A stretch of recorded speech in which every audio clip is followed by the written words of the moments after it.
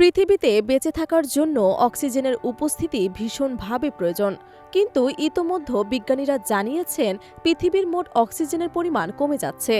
এতে পৃথিবীর বেশিরভাগ প্রাণের দম বন্ধের মতো অবস্থা তৈরি হতে পারে। অক্সিজেন সমৃদ্ধ গ্রহ হিসেবে পৃথিবীতে প্রাণের বিকাশ ঘটলেও পৃথিবীতে সবসময় অক্সিজেনের প্রাচুর্য ছিল না। বিজ্ঞানীরা বলছেন ভবিষ্যতে বায়ুমণ্ডলের মিথেনের উপস্থিতি বাড়ছে। কম বেশ অক্সিজেনের এক অবস্থা দেখা যাবে।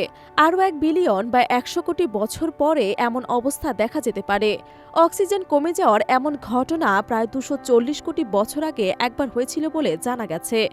সেই ঘটনাকে গ্রেট অক্সিডেশন ইভেন্ট হিসেবে আখ্যা দেন বিজ্ঞানীরা। জাপানের তোহো বিশ্ববিদ্যালয়ের পরিবেশ বিজ্ঞানী বলেন, অনেক বছর ধরে সূর্য আমাদের পৃথিবীকে আলো দিয়ে যাচ্ছে। কার্বনের সিন্ডিকেট এবং জিওকেমিক্যাল চক্রের উপর ভিত্তি করে পৃথিবীর জীবজগৎ বিকশিত হয়েছে। একটি মডেল অনুসারে বায়ুমণ্ডলে অক্সিজেন শূন্যের অবস্থা অনুমান করা হচ্ছে। ভবিষ্যতে বায়ুমণ্ডলীয় অক্সিজেনের অভাবে অতীতের আর্কিয়ান আর্থের মতো অবস্থা তৈরি হতে পারে। তখন অক্সিজেনের মাত্রা এমন স্তরে তীব্রভাবে নেমে আসবে, পৃথিবীর জলবায়ু ব্যবস্থায় আর্দ্র গ্রিনহাউস অবস্থার সূচনা হওয়ার আগে এমন পরিস্থিতি তৈরি হতে পারে।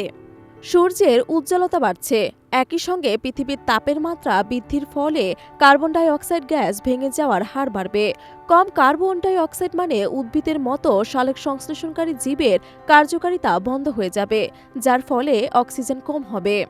বিজ্ঞানীরা এর আগের এক ভবিষ্যদ্বাণীতে জানান, সূর্য থেকে আসা বিকিরণ প্রায় 200 কোটি বছরের মধ্যে আমাদের গ্রহের সমুদ্রের পানি শুকিয়ে ফেলবে। এরপর অক্সিজেনের হ্রাস দেখা যাবে।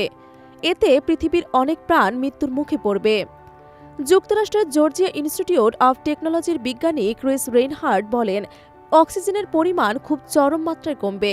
আজকের তুলনায় প্রায় 1 মিলিয়ন গুণ কম অক্সিজেনের অবস্থা দেখা যাবে। ইতোমধ্যেই অক্সিজেনের পরিমাণ কমে যাওয়ার অনুমান নিয়ে গবেষণাটি প্রকাশে এসেছে।